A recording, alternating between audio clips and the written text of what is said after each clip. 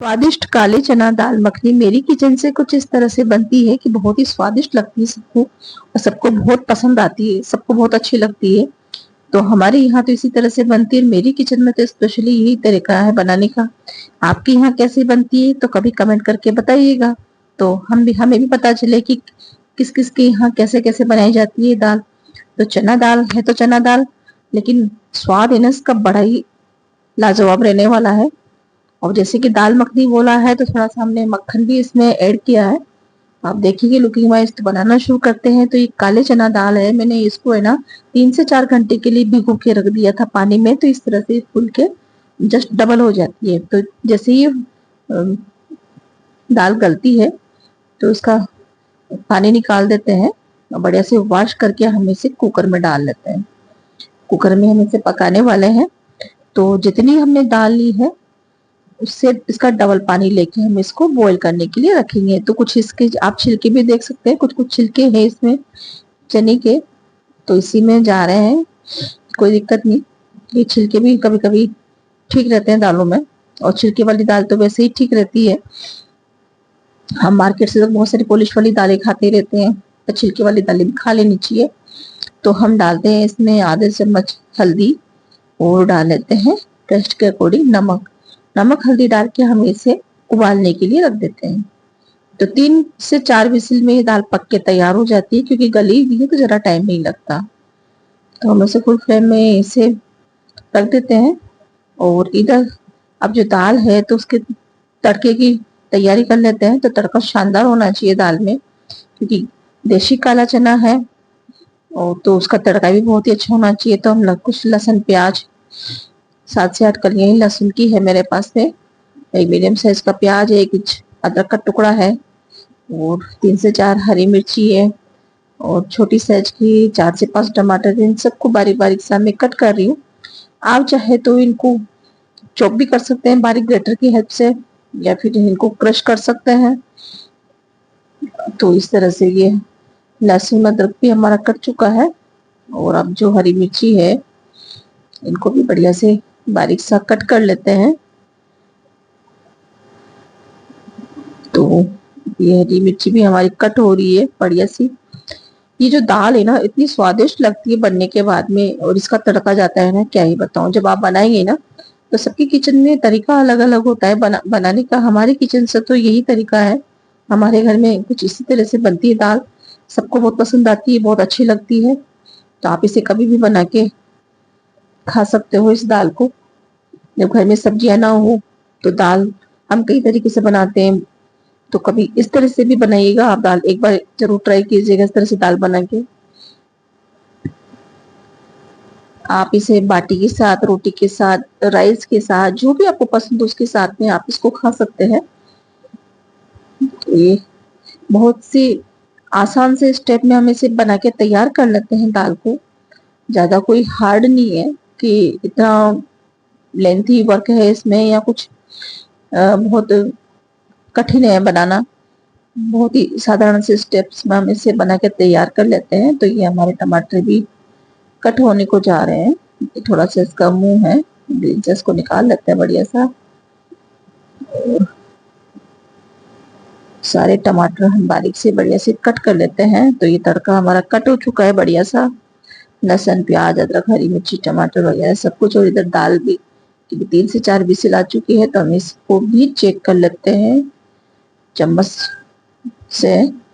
तो थोड़ा सा आपको लग रहा है इसमें कि दाल घुटी नहीं है, यानी कि मिली नहीं है, तो हम क्या करेंगे, दाल पूरी पक चुकी है। अब ज्यादा अगर इसे पकाते ना तो ये दाल है ना बिल्कुल ऐसे उसकी जैसी हो जाती है। बिल्कुल दाल, इसके दाल के ना दाने नहीं दिखते, तो दाने नहीं दिखते तो भी दाल अच्छी नहीं लगती। खाने में तो टेस्ट कहीं नहीं जाता, पर क्या होता है लुक में अच्छा नहीं लगता। तो थोड़ा सा दाल की दालें भी दिखनी चाहिए और पानी भी अलग नहीं जाना चाहिए। तो हम क्या करेंगे, थोड़ा सा है ना इसकी, जैसे मैं आप देख रहे हैं ना साइड से, मैं थोड़ा सा स्पून का जो पीछे वाला हिस्सा है और कुकर का जो वो है साइड, उसको बीच में रख के थोड़ा सा इसे मैश कर दूं। आपके पास मैशर है तो थोड़ा सा मैश उससे भी आप इसे मैश कर सकते हैं, ताकि दाने इसके थोड़े से पिघल जाए या टूट जाए, बढ़िया से इसमें फैल जाए, और दाल है ना बढ़िया सी इसमें घुट जाए। और अब डाल लेते हैं अपनी पसंद का कोई भी कुकिंग ऑयल। आप आप इसमें घी भी ऐड कर सकते हैं, आपकी पसंद है, आपकी चॉइस है ये। तो अब इसे थोड़ा सा गर्म होने का इंतजार करते हैं और ये थोड़ा सा गरम मसाला लेते हैं। तो एक दालचीनी का टुकड़ा, एक बड़ी इलायची, तेज पत्ता, दालचीनी और जीरा डालते हुए हम इसे तो हम थोड़ा सा जीरा डाल के चेक कर लेते हैं। गर्म होते ही जैसे हम इसमें जीरा डाल लेते हैं और तेज पत्ता, दालचीनी और धीरे धीरे हम ये सारे गरम मसाले इसमें डाल लेते हैं और इसे बढ़िया से इसे हम चटकने देकर इंतजार करते हैं बड़े से। जब ये पक जाएगा, चटक जाएगा, तो इसका सारा फ्लेवर है ना, गरम मसाले का, जीरे का सारा फ्लेवर है ना, इसमें ऑयल में आ जाना चाहिए। तो ये हमारे दाल का फ्लेवर अच्छे से बढ़ने वाला है बढ़िया सा। तो आप इसे कच्चा ना रखिए, अच्छे से पकाए बढ़िया से, डार्क ब्राउन तक आप इसे कर सकते हैं। तभी इसकी गरम मसाले का है ना जो फ्लेवर ऑयल में आता है, तो ही इसका टेस्ट बढ़ता है। तो वहां तक आप इंतजार करें। उसके बाद डाल लेते हैं हम कटे हुए प्याज और हरी मिर्ची और साथ में ये अदरक लहसुन भी हम इसमें मिक्स कर लेते हैं। इनको भी अच्छे से हम पका लेते हैं बढ़िया सा। टमाटर हम सबसे लास्ट में डालेंगे कि साथ में टमाटर नहीं डालेंगे, साथ में टमाटर डालेंगे तो प्याज, अदरक और ये लहसुन डाला है, इसका है ना फ्लेवर नहीं निकलने वाला ऑयल में। तो थोड़ा पकने देंगे हम इसे इस तरह से। ये जैसे लाइट ब्राउन सा हो जाता है ना, तो ही उसके बाद लास्ट में हम डालेंगे कटे हुए टमाटर। थोड़ी सी छोटी छोटी चीजों का हमें इस पर ध्यान रखना पड़ता है, तो ही है ना दाल का फ्लेवर निकल के आता है बढ़िया सा, एक अच्छा सा टेस्ट निकल के आता है इसका। तो कुछ चीजें जो पकाने का जो स्टेप्स है, उन चीजों का थोड़ा सा ध्यान रखते हैं। कई लोग होते हैं जैसे न्यू बिगिनर होते हैं कुकिंग वाले, तो क्या करते हैं सारे चीज एक साथ डाल लेते हैं, कोई वो नहीं होता। थोड़ा सा हल्दी और मिर्ची भी हम इसमें और ऐड कर लेते हैं। तो मिर्ची आप अपने टेस्ट के अकॉर्डिंग रहने दीजिएगा, आप कितना लेना चाहते हैं। और 2 चम्मच हम कोरिएंडर पाउडर भी ले लेते हैं इसमें। और नमक आप थोड़ा ध्यान से डालें, मैं बहुत हल्का सा नमक डाल दूँ क्योंकि मैं उबलती हुई दाल में मैंने इसमें नमक ऐड कर दिया था, मैं बहुत कम डाला है इसमें। ये ऑप्शनल है, आप डालना चाहो या न डालना चाहो आप स्किप भी कर सकते हैं, अपने टेस्ट के अकॉर्डिंग रख सकते हैं नमक मिर्ची को आप। और इस तरह से इसको भी अच्छे से हम टमाटर को बढ़िया पका लेते हैं। तो ये हमारा तड़का तैयार हो चुका है बढ़िया सा। और उधर जो है हमारी, आप क्या करेंगे इसमें, ये हम डाल लेंगे थोड़ा सा, आपके पास में फ्रेश क्रीम हो तो वो फेटी हुई क्रीम है। और उसी क्रीम के अंदर मैंने क्या किया था, थोड़ा सा दही मिला हुआ था मेरे, तो दही क्रीम का जो मिक्सचर था ना वो इसमें मैंने मिलाया हुआ है। तो एक अलग कटोरे में रखा हुआ था। अब जैसे कि मैंने बोला दाल मखनी है तो थोड़ा क्रीमी टेक्सचर तो होना चाहिए इसका, और थोड़ा सा दही का जो है फ्लेवर भी आना चाहिए इसमें। तो दही से भी ना दाल बड़ी जमी स्वादिष्ट लगती है। तो इस तरह से ये हमारी क्रीमी दाल का तड़का तैयार हो चुका है। तो इसे तो रख देते हम एक तरफ। अब उबली हुई दाल को हम डाल लेते हैं कटोरी में बढ़िया से।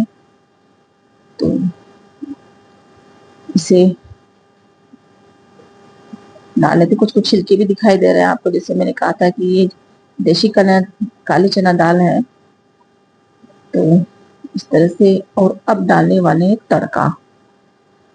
तो ये जी हमारा तड़का गया इस दाल में। और फिर आप इसका है ना टेस्ट चेक करें, कभी इस तरह से बनाएं इस दाल को, और कभी आप भी चेक करें खा के, और अपने मेहमानों को या अपने गेस्ट को, अपने फैमिली मेंबर को भी खिला के देखें। फिर देखिए आपकी कितनी वाहवाही होने वाली है इस दाल को खाने और खिलाने के बाद में। क्या ही बताऊं, जब आप इसको इस तरह से बनाएंगे तो ही आपको पता चलेगा कि कितनी स्वादिष्ट लगती है दाल। तो ये हमारी काले चना दाल मखनी तैयार है। बहुत ही साधारण से घर में रखी हुई सामानों से बना के तैयार कर दिया, ढाबा स्टाइल में बनी हुई हमारी दाल है ये। इससे भी अच्छा टेस्ट और हाइजीनिक तरीके से बनी हुई दाल है।